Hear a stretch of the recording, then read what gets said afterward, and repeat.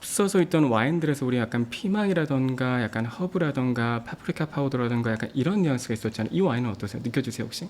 네, 느껴지고 좀 더 그 스파이시한 것 같아요. 좀 더 스파이시하다? 큰일 났네.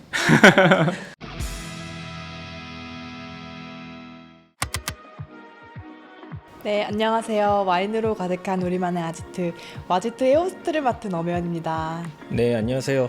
여러분의 와인 친구 솜티제이 노태정 솜리입니다. 오늘은 세계에서 가장 유명한 품종 맞죠? 까베르네 소비뇽에 대한 이야기를 드디어 나눠볼까 하는데요. 그래서 모신 분이 있습니다. 소믈리에계의 슈퍼스타 홍광현 소믈리에님 모셨습니다. 안녕하세요. 소믈리에계 슈퍼스타는 아닌 것 같고요. 이렇게 제 소개를 먼저 하면 저는 현재 당신의 소믈리에라고 하는 이제 유어솜의 대표인 홍광현이고요. 전문적인 와인 테이스팅 클래스인 와인 독법이라고 하는 걸 이제 운영을 하고 있습니다. 이외에도 뭐 바른필드 로칠드의 브랜디드 와인의 앰버서더, 그다음에 캘리포니아 와인의 앰버서더를 같이 하고 있습니다.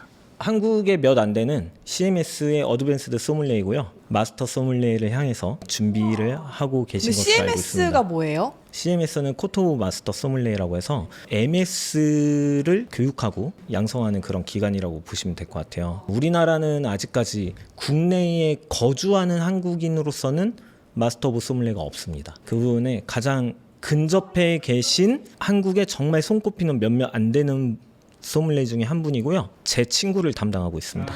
예. 굉장히 중요한 부분입니다. 힘든 걸 담당하고 계시네요. 너무 좋습니다. 제가 생각하는 홍광현 소믈리에는 진정 와인을 사랑하는 사람이고, 보통 그러거든요. 일은 힘들지만 와인이 좋아서 버틴다 하는데 그런 말조차 없이 자기는 힘들지 않았다라는 것은 정말 소믈리에로서의 행복한 그런 삶을 살아가고 있는 로맨티스트가 아닐까 싶네요. 로맨틱하지는 않지만 소믈리에는 진짜 멋진 직업인 것 같아요. 내가 하는 일 자체가 누군가를 만족시키고 행복하게 하잖아요.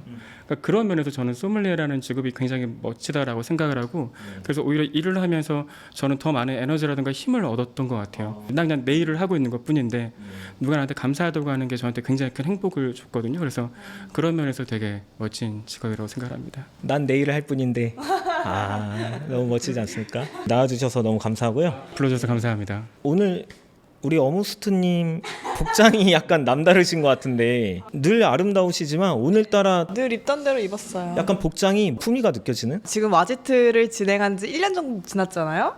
드디어 한섬에서 저에게 옷 협찬을 해주시기 시작했어요. 오늘 입은 이 옷은 뉴욕 브랜드래요. 베로니카 비어드. 예쁘지 않나요? 굉장히 격이 느껴지는 비싼 느낌이 나요. 명품 아닌가요? 예. 이 자리를 빌어서 감사의 말씀 드립니다. 까베르네 소비뇽, 뭐 워낙 유명하지만 정확히 어떤 품종인가요? 까베르네 소비뇽에 앞서서 말씀드리고 싶은 것이 전 세계 포도 품종이 한 몇 가지 될 것 같아요? 한 300개? 이탈리아에서 양조하는 품종만 한 600개 되거든요. 2,000개. 예, 뭐 한 6,000가지 정도로 보고 있습니다. 그런데 우리가 왜 와인을 포도로 만드느냐? 그만큼 이제 종이 많고 역사도 오래되었고 널리 분포하기 때문이죠. 그리고 어떤 환경에서도 잘 자라는 어떤 특수성이 있는데, 수많은 포도 품종이 지금의 현재 이 포도 품종들은 결과적으로 정말 소수의 몇 개 품종에서 기인을 했어요. 점차 품종 간의 어떤 교배를 통해서 유전자 변형이 일어나고 이런 식으로 이제 클론이 뭐 만들어지면서 여러 품종들이 탄생하게 된 건데, 까베르네 소비뇽은 두 품종의 교배로 인해서 만들어진 품종입니다. 그런데 정말 유명한 두 품종에서 기인했어요. 혹시 떠오르는 게 있을까요? 까베르네 프랑? 맞아요. 맞아요? 예, 까베르네 프랑에서 나왔고 또 한 가지가 뭘까요? 소비뇽 블랑. 맞습니다. 오마이 갓 네. 땡치네요. 까베르네 프랑과 소비뇽 블랑의 교배를 통해서 만들어진 까베르네 소비뇽인데 전 세계적으로 가장 널리 재배를 하고 있고 생산량도 가장 높고요. 아주 위대한 품종이라고 할 수 있는 것이 가장 엔트리부터 가장 프리미엄까지 전 레인지를 생산할 수 있는 그런 품종이라고 할 수 있겠습니다. 오늘의 주제인 까베르네 소비뇽, 좀 멋지게 말하면 캡 또는 캡 소비뇽? 캡 소비뇽에 대해서 이야기 나눌 건데, 혹시 소믈리에님 좋아하시는 캡이 있으신가요? 되게 많아요. 많다라는 게 뭐냐면 카베르네 소비뇽이 진짜 다양하거든요. 그래서 뭐 미국 쪽 카베르네 소비뇽도 좋아하고 칠레도 물론 좋아하긴 하는데 요새는 제일 많이 먹는 게 사실 그 무통가드. 바론 필리트 로칠드 이제 브랜디드 와인은 이제 브랜드 중에 하나인데 1930년에 시작된 브랜드예요. 사실 무통가드 같은 경우는 어떻게 보면 접근성을 되게 높이고 그다음에 좋은 품질의 와인을 쉽게 이제 다가갈 수 있게 만든 와인인데 가성비가 진짜 말도 안 돼요. 최근에 제가 편의점에서 봤는데 그 무통가드 블랑 2023년 빈티지가 이번에 디켄터 95점. 아 진짜? 네, 95점짜리 와인을 사실 먹는 거 쉽지 않거든요.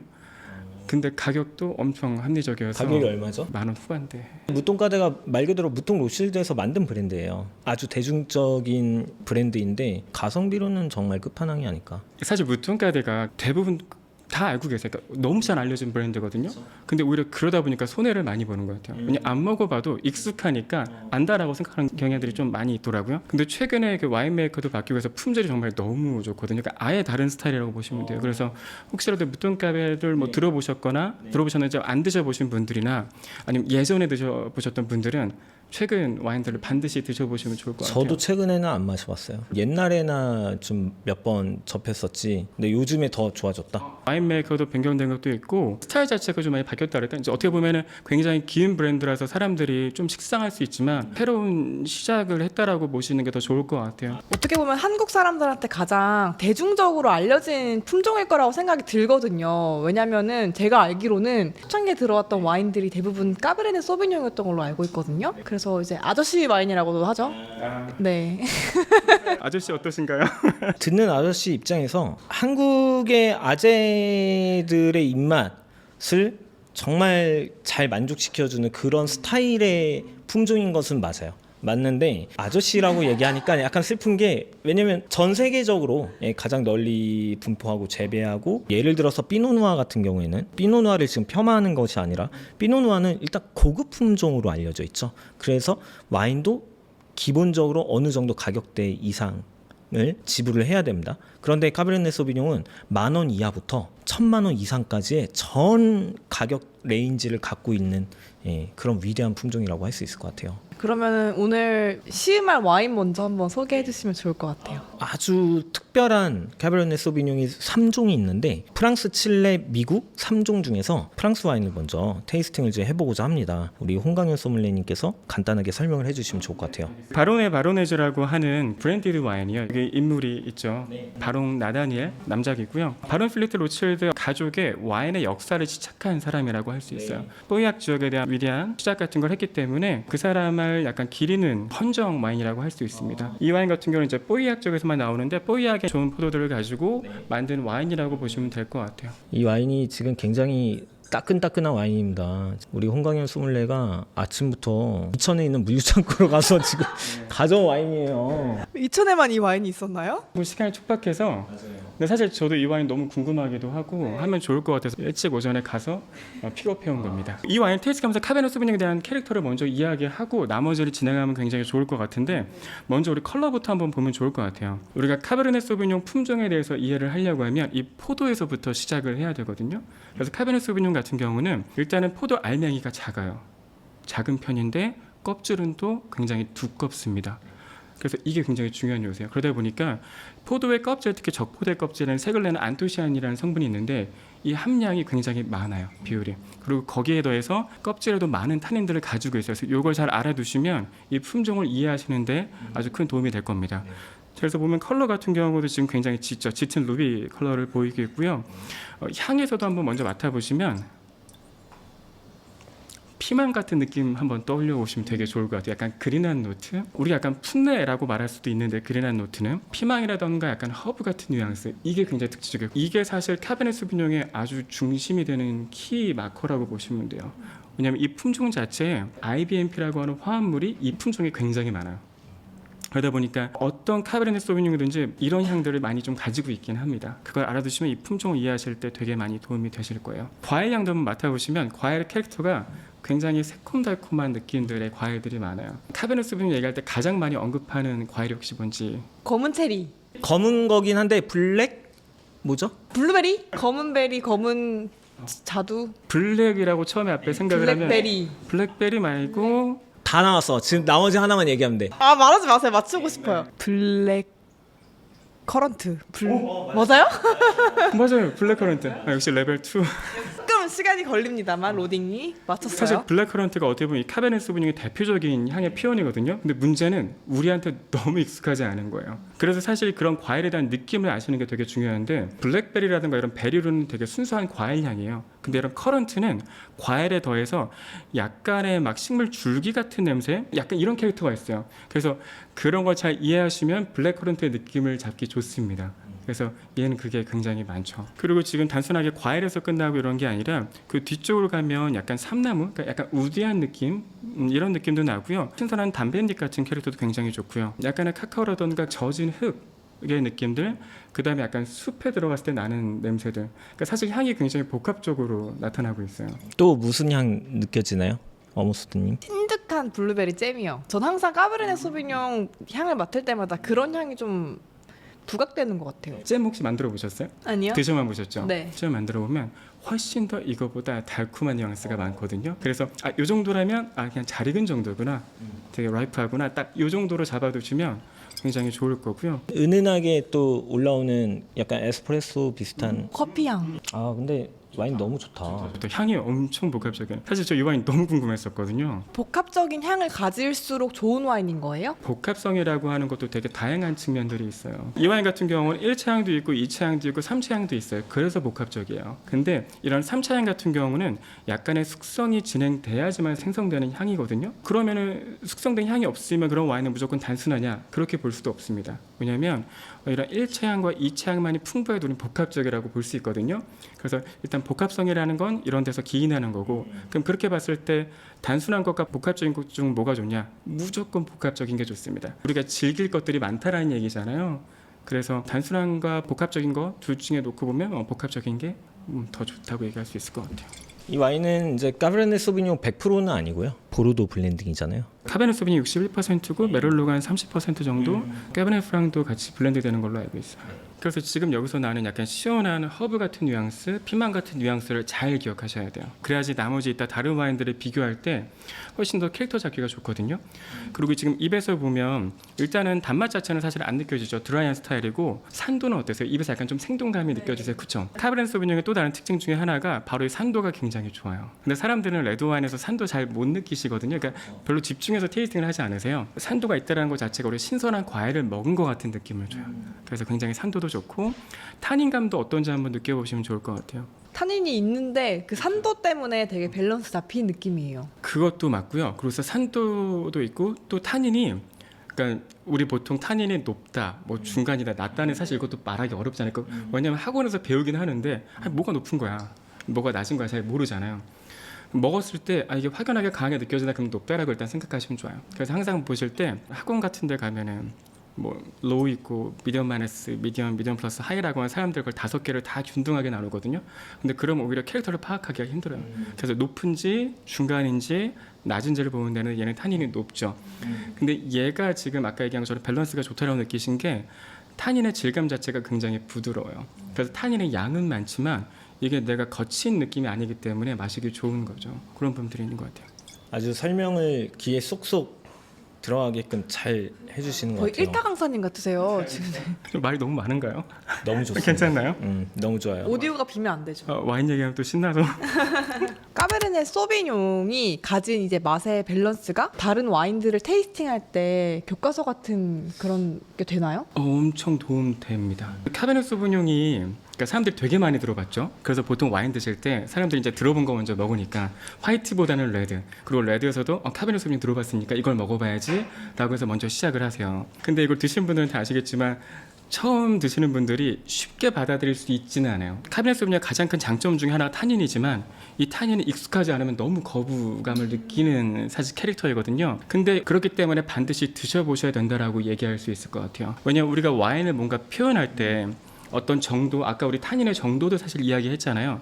그럼 결국 이 얘기는 뭐냐면 내가 맛의 기준을 잡아야 되는 건데, 그러면 타닌이 낮은 것과 높은 것을 먹어봐야지 기준점을 잡게 되거든요. 그래서 어떤 타닌의 정도, 그다음에 산도의 정도, 입안에서 느껴지는 어떤 그런 바디감을 느끼기 위해서 카베르네 소비뇽 어떻게 보면 되게 필수적이고, 그렇기 때문에 이걸 가지고 기준을 잡으시면 굉장히 좋을 것 같아요. 이런 탄닌감이 입문하시는 분들에게는 조금 어려울 수도 있다고 하셨지만 우리나라의 아재분들을 딱 좋아하는 그런 텍스처거든요. 파워풀하니까. 한국 사람들이 한식의 입맛이 길들여져 있잖아요. 뭐 맵고 짜고 시고 좀 자극적인.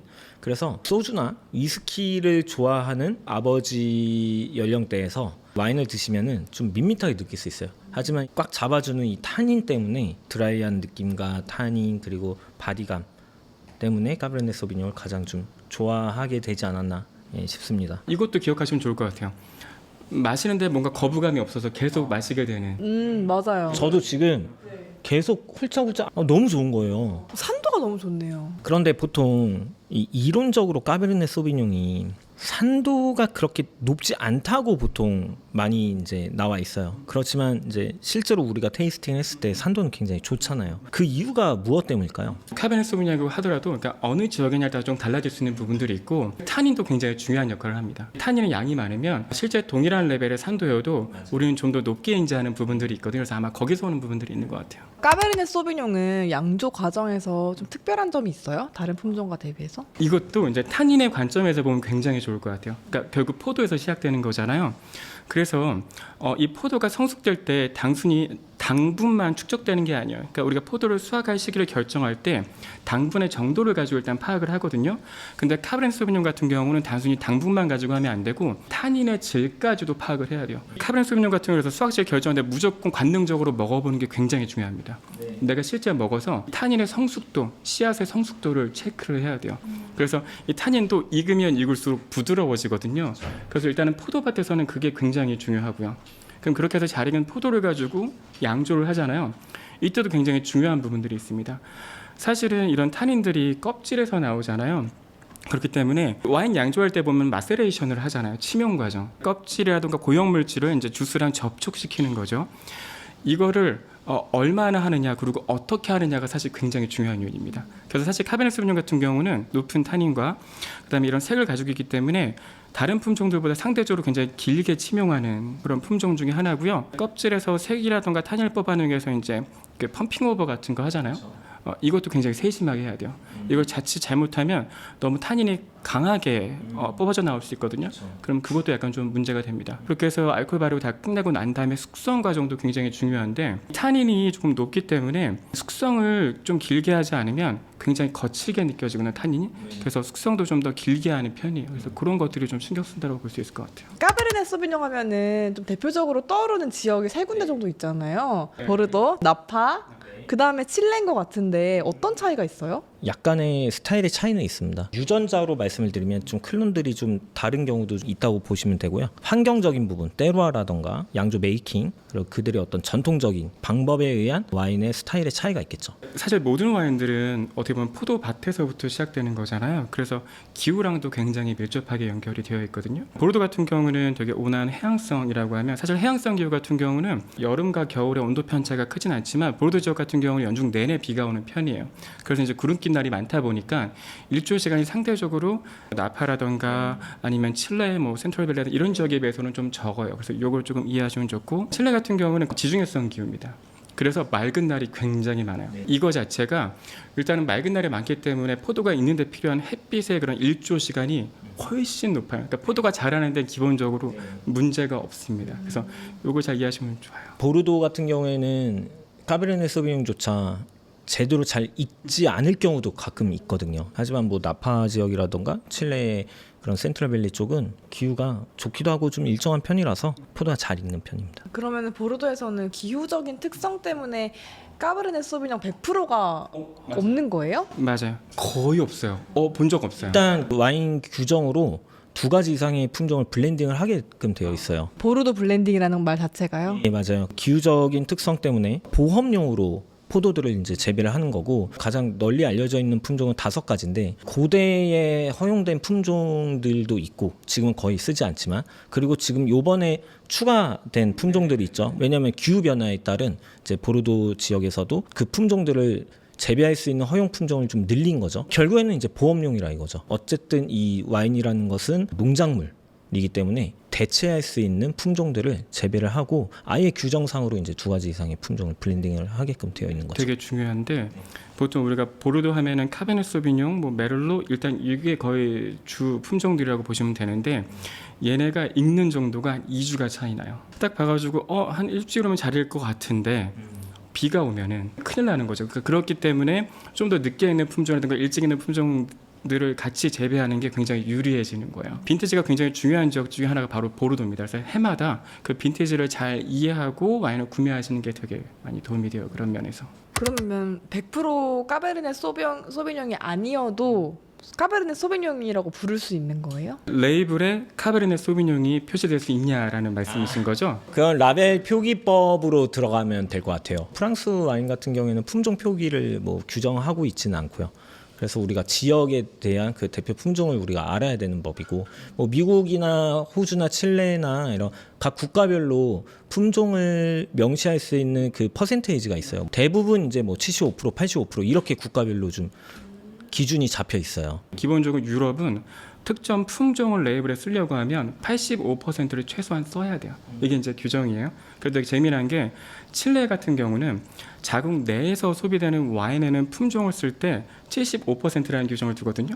근데 수출용에는 85%라는 규정을 줘요. 그래야지 수출할 수 있잖아요. 그 품종 이름으로. 그리고 미국 같은 경우도 75%가 넘으면 해당 품종을 레이블에 명시할 수 있어요. 그러니까 꼭 100%는 아니어도 카베르네 소비뇽을 쓸 수 있다. 그래서 내가 그 와인을 잘 이해하려고 하면 그 와인 정보를 좀 찾아보시면 많이 도움돼요. 왜냐하면 블렌딩 되는 품종에 따라서 캐릭터가 또 되게 다양해질 수 있으니까 그래서 그런 부분도 좋아요. 그러면은 다음 와인도 한번 시음해 볼 수 있나요? 그럴까요? 돈멜초 저희 와제트에서 한번 시음했었죠. 맞습니다. 그 칠레의 프리미엄 와인 중에 하나라고 할 수 있는 돈 멜초입니다. 안데스 산맥 기슭의 마이포밸리 그리고 그 중에서도 푸엔테 알토 지역에서 만든 까베르네 소비뇽의 보르도식 블렌딩이 들어가 있어요. 까베르네 소비뇽이 거의 대부분이에요. 한 90 이상. 거기에 이제 소량 멜로과 까베르네 프랑이 들어가 있습니다. 컬러에서는 얘는 약간의 숙성된 흔적이 보이긴 하네요. 약간의 갈색 톤이 아까보다는 조금 더 보이는 것 같고 간의 컬러가 살짝 드네요. 그리고 향에서 맡아보시면 이게 지금 뉘앙스가 달라요. 그래서 얘는 지금 조금 어떤 느낌이냐면 파프리카 파우더라던가 고춧가루 같이 좀 더 매콤한 느낌이에요. 아까는 좀 더 피망이라던가 허브에 가깝다고 하면 얘는 그거보다는 캐릭터가 조금 뉘앙스가 달라요. 콕콕 박히네요. 진짜 일타강사님이시네요. 상대적으로 알코올도 코에서 맡을 때도 더 따뜻하게 느껴지는 부분들이 있어요. 아까 먹었던 보르도 지역 같은 경우는 민트 같은 느낌의 알코올이었다면 얘는 그보다 훨씬 더 열감이 느껴지는 알코올이 약간 코에서 느껴지고요. 그리고 상대적으로 얘는 지금 숙성된 향이 덜하죠. 아까 우리 보르도 와인을 접할 때는 더 다양한 것들이 느껴졌었어요. 근데 얘는 아직도 그 시기가 아니에요. 그래서 더 시간이 있어야지 이제 더 그렇게 발전된 향들이 나올 것 같고요. 첫 번째 와인에 비해서 향의 복합적인 느낌은 조금은 덜한 느낌이에요. 빈티지의 차이도 있고 앞으로 이제 숙성이 되었을 때를 기대를 해볼 문제인 것 같고요. 피라진도 약간은 이제 캐릭터가 좀 다르다. 그리고 알코올 같은 경우에는요 1도 정도 차이가 납니다. 이 앞에 와인은 13.5도, 뒤에 와인은 14.5도예요. 그래서 그 알코올 뉘앙스가 처음에 저는 굉장히 좀 확연하게 좀 치고 올라오는 그런 느낌을 받았거든요. 그런 차이를 좀 보고 테이스팅을 하시면 좋을 것 같아요. 조금 시간 지나니까 약간 모카라던가 코코아라던가 약간의 바닐라 같은 뉘앙스가 더 올라오는 것 같아요. 아무래도 뉴요크 비율이 조금 더 많은 것 같아요. 얘가 훨씬. 지금 이런 와인은 시간이 필요한 거예요. 몇 년 숙성이 아니라 이렇게 한 2-30분 지나면 되게 달라질 거예요. 콜드브루 마시는 그런 느낌이에요. 이게 향에서 조금 닫혀있기 때문에 입안에서 굉장히 더 잘 느껴져요. 풍미들이. 혹시 이 와인의 당도는 좀 어떤 것 같으세요? 단맛?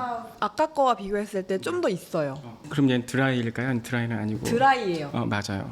정확합니다. 드라이지만 보르도 와인에 비해서 살짝 잔단감이 느껴진다. 이게 되게 중요한 게 뭐냐면 잔당이 있긴 하지만 그렇게 사실 높은 정도는 아니거든요. 근데 우리가 이걸 더 달다고 느끼는 이유는 향이 굉장히 달콤해서 그래요. 향 맡고 막 달아라고 느끼는 경우도 있거든요. 근데 그건 다 뭐냐면 우리 코로 맛을 볼 수는 없잖아요. 보통 그런 것들은 내가 그런 향이 나는 것들을 먹어봤을 때 입에서 달콤함을 느꼈던 경우거든요. 근데 되게 놀랍게도 우리 뇌는 달콤한 향이 있잖아요. 그럼 실제 입에서 달지 않아도 달달하고 착각을 합니다.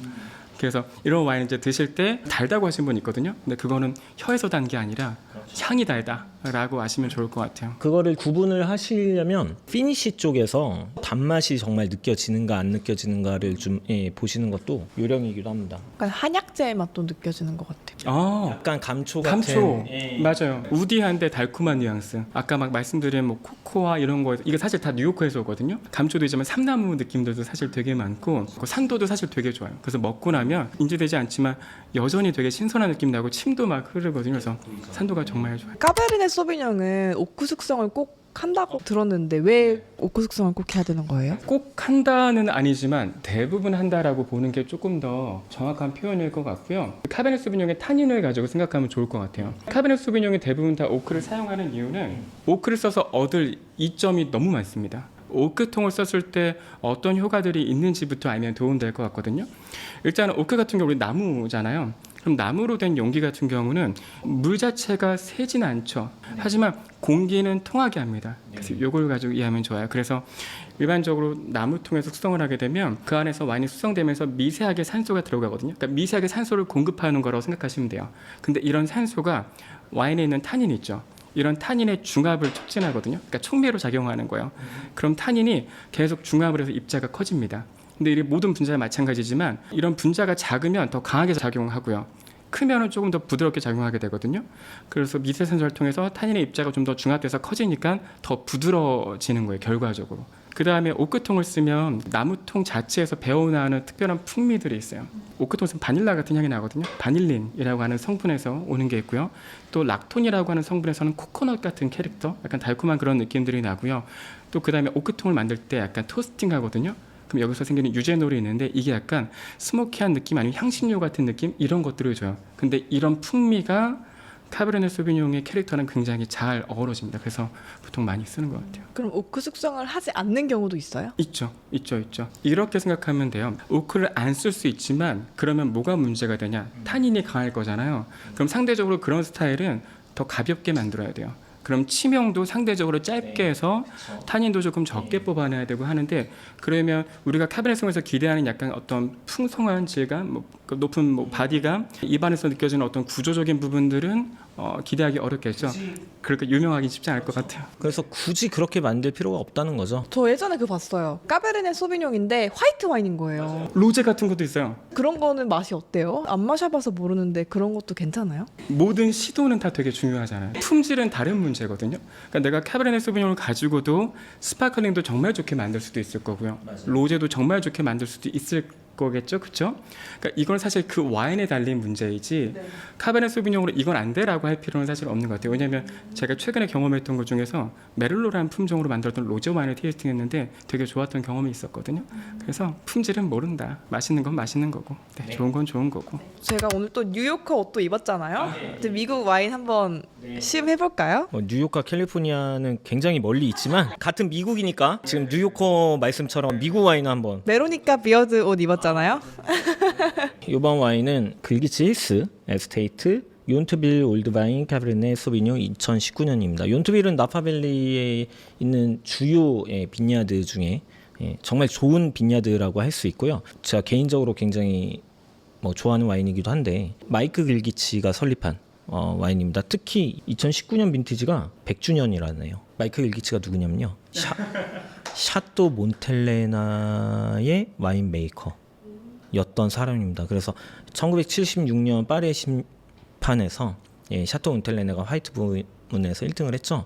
그 당시에 와인 메이킹을 했던 분이에요. 추후에 이제 독립을 해서 와이너리를 설립을 해서 만들었고요. 워낙 와인을 잘 만드시기도 하고 가장 미국에서 주목해야 하는 그런 와인이 아닐까 싶습니다. 욘트빌 올드바인이 뭐예요? 오래된 나무. 그래서 좀 포도 수령이 굉장히 오래됐습니다. 1959년에 식재된 나무이고 그 잉글룩 클론이래요. 참 오랜 세월에 그런 풍파를 겪은 나무에서 이제 나온 와인인데 플래그십 와인입니다. 마이클 리치. 플래그십 와인이라는 게 어떤 거예요? 그 와이너리에서 만드는 가장 최상급의 와인이라고 이해하시면 될 것 같아요. 제일 좋은 거.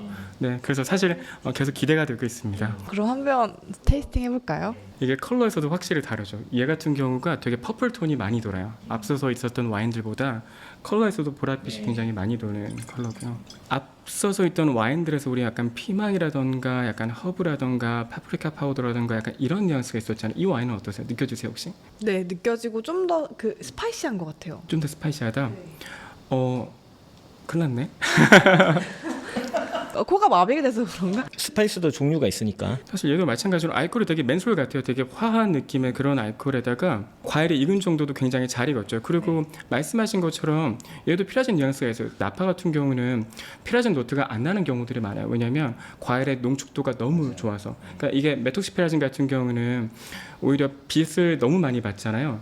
그럼 그게 분해되거든요. 그래서 그런 경우가 있는데 나파라던가 아니면 아까 그 칠레 같은 지역, 물론 칠레 다 얘기할 수는 없지만 센트럴밸리라든가 이런 지역들 같은 경우는 기본적으로 일교차가 굉장히 좋습니다. 그래서 밤에 이런 메톡시피라진이 분해되는 걸 조금 막아줘요. 그래서 사실은 기본적인 스타일로 본다고 하면 칠레가 어떻게 보면 그런 피라진의 캐릭터가 가장 많고, 그 다음에 조금 보르도, 그거보다 조금 더 낮은 게 이제 나파라고 이해하시면 굉장히 좋을 것 같고요. 그리고 과일의 익은 정도가 굉장히 좋죠. 근데 지금 이 와인은 약간 사기급이라서 너무 좋은 거라서. 그래서 이 와인 사실 맞자마자 오크 뉘앙스가 되게 좋아요.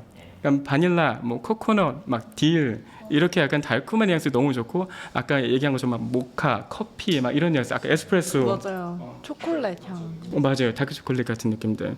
와, 엄청 스파이시한데요? 알코올이 사실 그런 느낌을 주게 돼요. 입안에서 뭔가 화한 느낌 자체가 사실은 향신료가 주는 매운 느낌하고 조금 달라요. 향신료가 주는 약간 매콤한 느낌과 다르게 얘는 알코올에서는 화한 느낌이 조금 더 느껴지고요. 그 다음에 입안에서 과실 풍미의 강도가 엄청 좋아요. 지금 이 와인이. 근데 사실 이거는 나파라서가 아니라 이 와인이라서 그런 거라고 보셔야 돼요.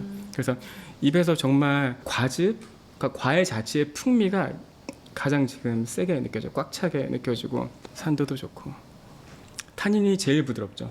그러니까 타닌의 양은 많지만 되게 벨벳같이 잘 다듬어진 느낌의 부드러운 그런 타닌들. 이건 오크에서는 타닌들도 지금 많아서 같이 그렇게 느껴지는 것 같아요. 새 와인의 가격은 어떻게 돼요? 가격은 첫 번째 와인은 한 7에서 10만 원 사이라고 보시면 될 것 같고요. 두 번째 와인은 30만 원대, 세 번째 와인은 50만 원대. 와, 진짜요? 근데 그만큼 가격 차이가 느껴지시나요? 아니요. 저는 사실 가장 첫 번째 마셨던 보르도 와인이 가장 좋았어요. 너무 솔직하시네요. 저도요.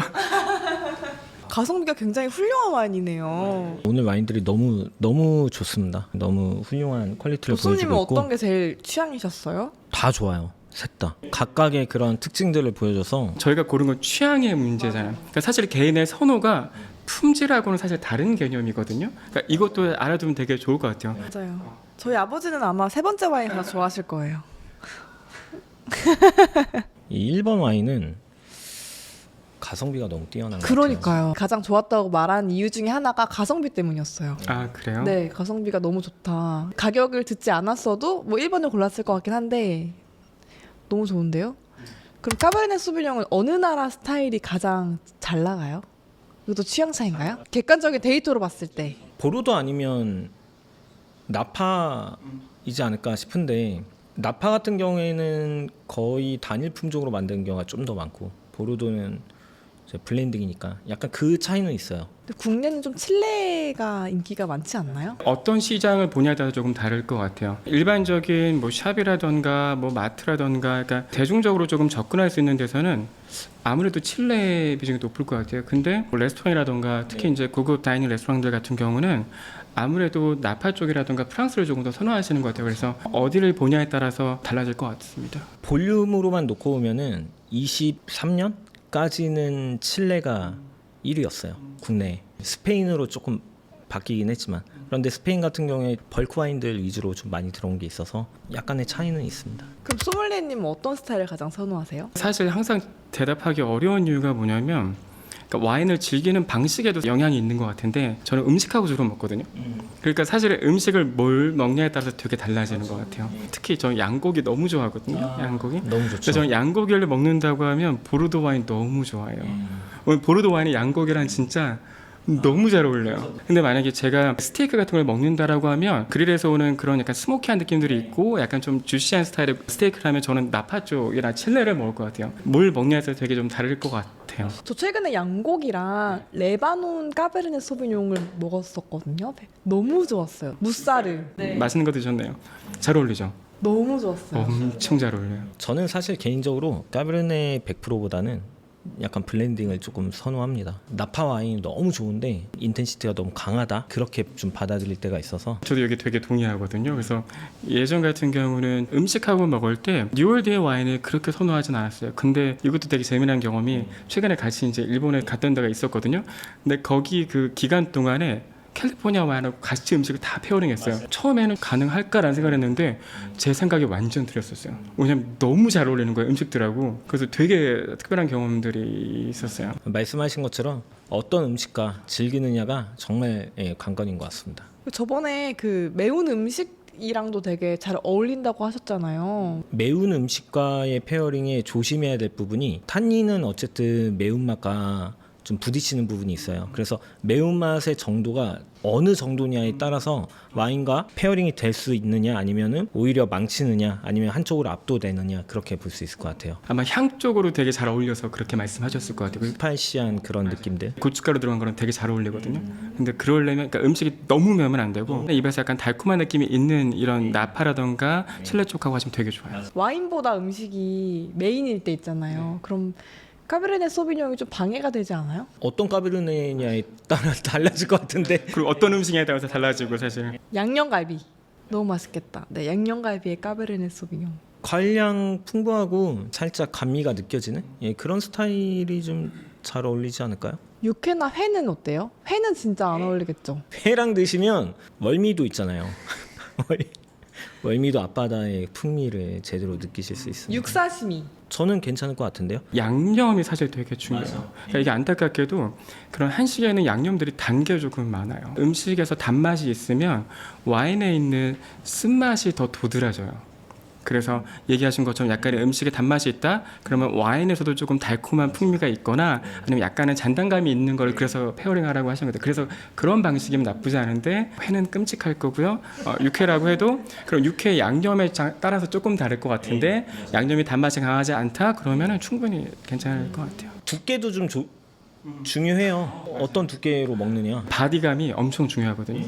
음식하고 와인 페어링 할 때 보통 사람들은 뭐 어떤 풍미가 어울리는지 아니면 약간 좀 시너지가 나는 게 있는지 이런 것들을 많이 생각하지만 그 이전에 가장 중요한 건 음식과 이 와인의 바디가 맞는지를 먼저 고려해야 돼요. 이게 엄청 중요합니다. 음식의 농도와 와인의 바디. 화음 넣는 거랑 똑같다 그럴까? 다 같이 이렇게 서로 약간 이렇게 잘 이렇게 들으면서 화음을 넣어야 되는데 누가 막 고래고래 소리 지른다고 완전 조화가 깨지잖아요.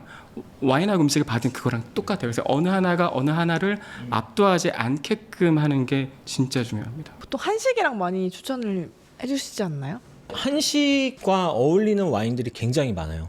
그런데 카베르네 소비뇽만 추천을 한다기보다는 우리가 생각하는 한식과의 페어링이 상당히 좋다라고 이제 말씀을 드릴 수 있는 것 같고 카베르네 소비뇽만을 놓고 접근을 하면은 좀 어느 정도 제한적이긴 하겠죠. 지금까지 우리 슈퍼스타님을 모시고 와인의 황제 까베르네 소비뇽에 대해서 온 힘을 다해 떠들어 봤습니다.